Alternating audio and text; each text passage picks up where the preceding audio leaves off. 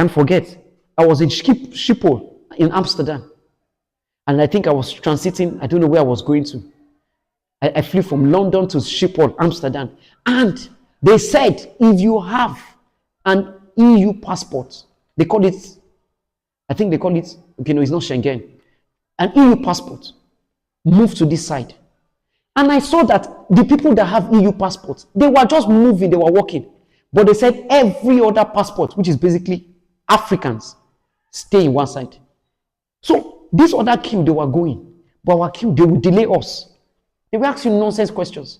What did you come here to do? You know why they did that to us? Because our passport sells a corrupt vision. The Nigerian passport sells a corrupt vision. The Nigerian passport sells a corrupt nation. The Nigerian passport sells a corrupt vision.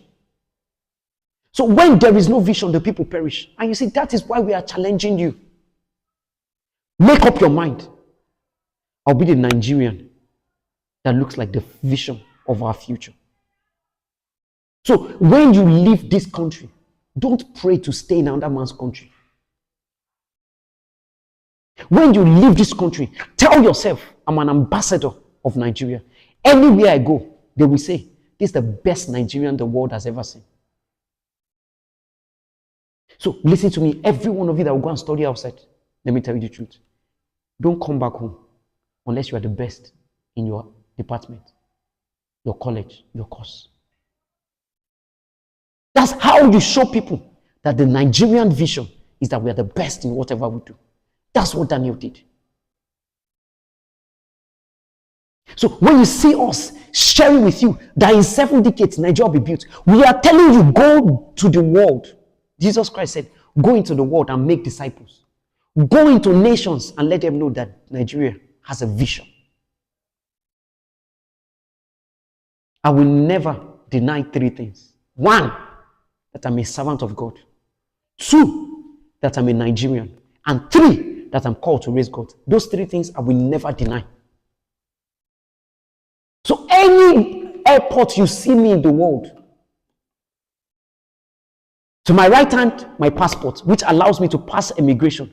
To my left hand, my Bible, which shows that I'm an ambassador from heaven. And my shirt, you always see my shirt on my handband, on my cap, wearing Raising Gods. That's why you see at the back of every Kit Inspiring Nations shirt, Raising Gods. All our shirts, Raising God. I raise gods. I am a God. All our shirts. We are just about to produce the shirt for December. All our shirts. Why? We are sharing a vision. I am a God. So don't just look at these things for fun. I'm speaking to you today because many of you, God has sent you to go and build a vision of a new Nigeria. So don't take it for granted. That's the first thing. Vision. Without vision, the nation will perish. The next thing is values. Values are standards, codes of conduct.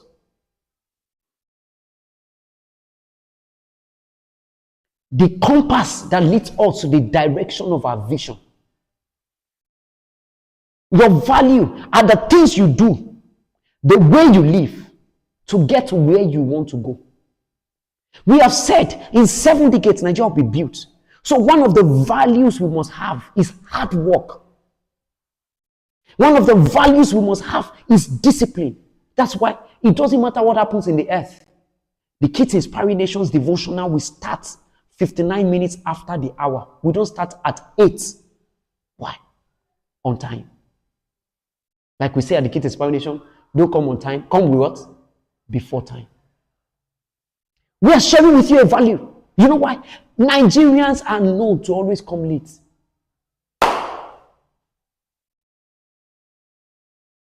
Many of you, you must have seen that thing before. Where, when it's time in school, when they ring the bell, 8 o'clock, you will see that many people As he coming 8:05, 8:10, 8:30, 9 o'clock. Some people even come by 12. When you ask, why did you come late? I was washing plates. Why did you come late? My mother sent me to the market. So our values help us attain our vision. If we are going to build this nation, we must be hardworking.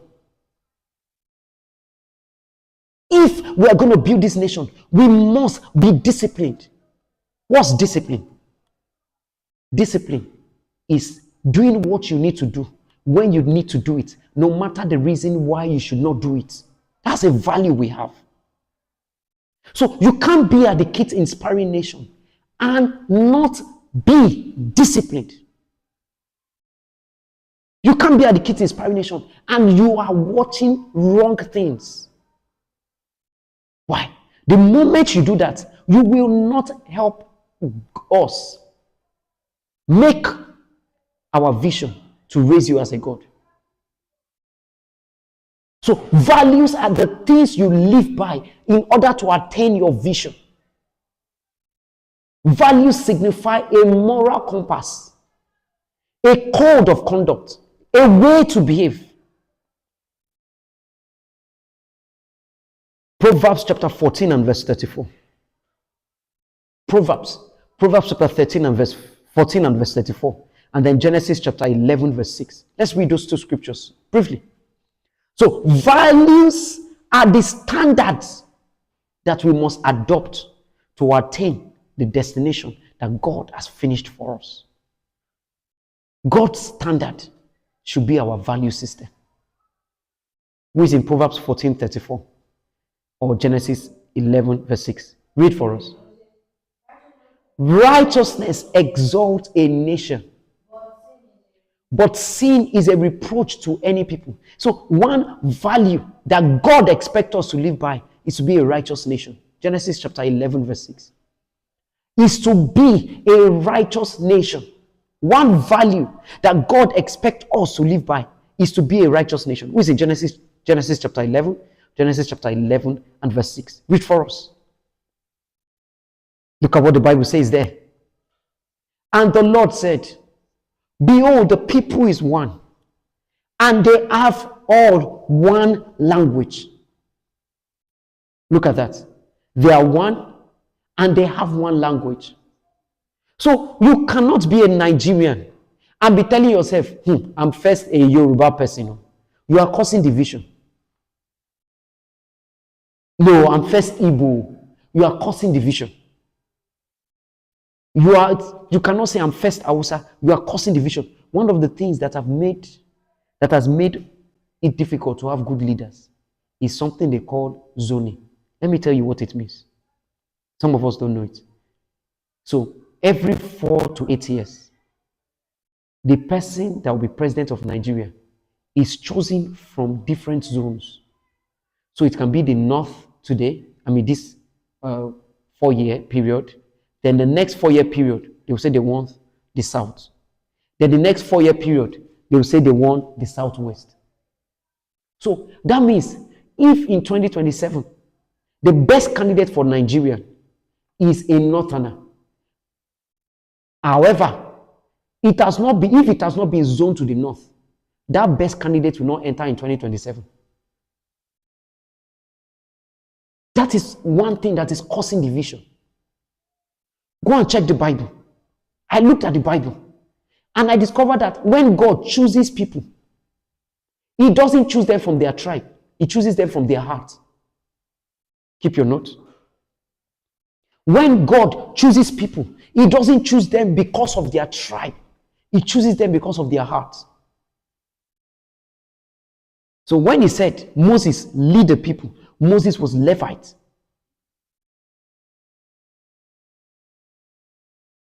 Moses was Levite.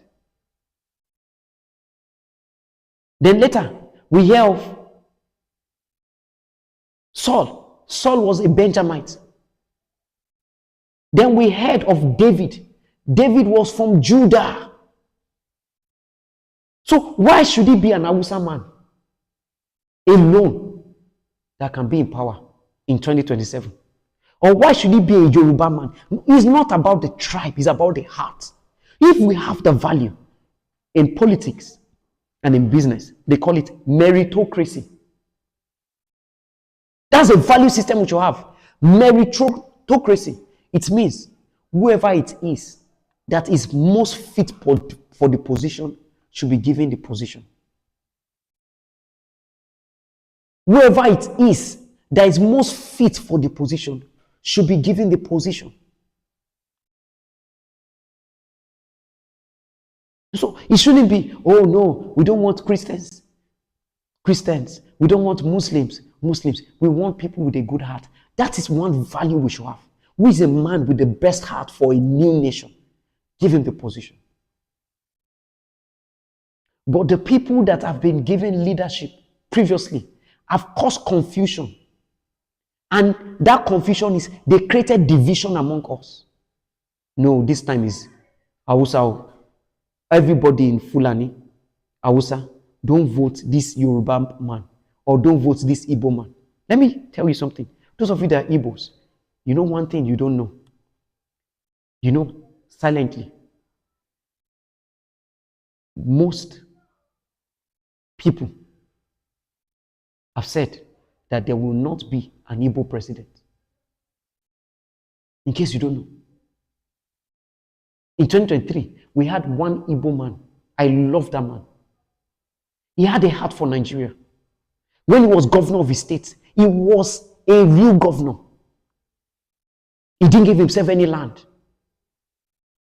He raised all those luxury of the state office, stripped it down. In 2023, he was contesting. But because somebody has poisoned us, that the Igbos should never rule us. So, probably he should have been our president now. Listen, I always tell people, I don't care about my tribe. I care about my nation. I'm a servant of God, a builder of Nigeria. God did not send me to my tribe. He sent me to my nation. He didn't say, you are a servant of God, raiser of God, builder of Fulani tribe. So look at all of you. You are from various tribes in Nigeria. I will never look down on anybody and say, you did not come from my tribe. I don't care. Listen, let me tell you something. If I have my way, I will eliminate tribes in Nigeria. Know your village. That's all. But you are not any tribe. You are not Hausa. You are not Igbo. You are not Yoruba. You are Nigerian from Ikotepene. Where are you? Who are you? I'm a Nigerian from Esie. Who are you? I'm a Nigerian from Osamalu. Who are you? I'm a Nigerian from Onitsha. Listen to me. I beg you. Stop. Don't let, even if your parents have been sold that lie. It is not a Christian or a Muslim that will build us in this country. It is not a Yoruba or an Hausa or an Igbo that will build us. The only person that will build us in this country is a man that has God's heart. Don't tell me I don't know what I'm saying. And I've said to God, I was still telling somebody this past week, I said, I know that the president of Nigeria is a godchild I'm currently training, or that I've trained, or that I will train. I know. There's nothing you can tell me. I know that the Senate president of this country, the first female Senate president, or maybe the second or the third, that a vice president in this country is a child. It's one of you. I know. You see why I don't take rubbish from you? Because I know I'm training a God who will be a king, who will be a president, who will be a lawmaker. That's why I don't take nonsense. If I'm training with raps, people that will not amount to anything, I can take anything from you. But no. Jehoash, when he listened to Jehoiada, the Bible says, as long as Jehoash listened to Jehoiada, God prospered him. Every king has a coach. Every president has a prophet. Every great man has an elder that trains them. So we are inculcating these values in you now to build them. Because there is no one who has trained them. So I said, God, use me. I will start training them from age 7. I will start training them from age 7. I saw him was a king at 7, Joash. There was another king at 8, Josiah. So when we started Kids Inspiring Nation in 2018, we from age 7 ourselves again and again. Jesus Christ is my, loudly say it, everybody. Jesus Christ is my courage. Is my courage. So the third thing that will build this nation is valor. We need men that will act.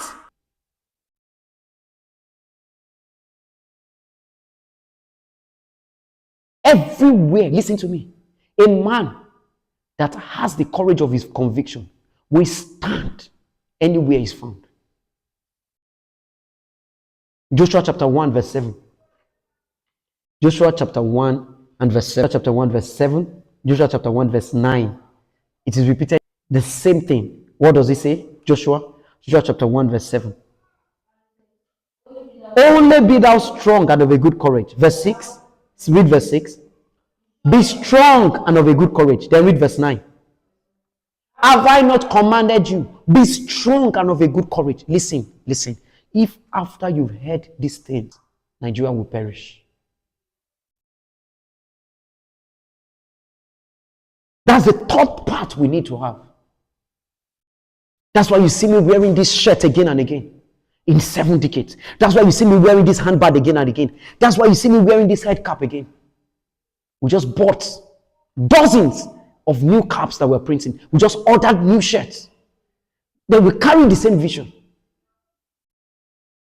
So if you have a vision, if you have the values, you must act in valor.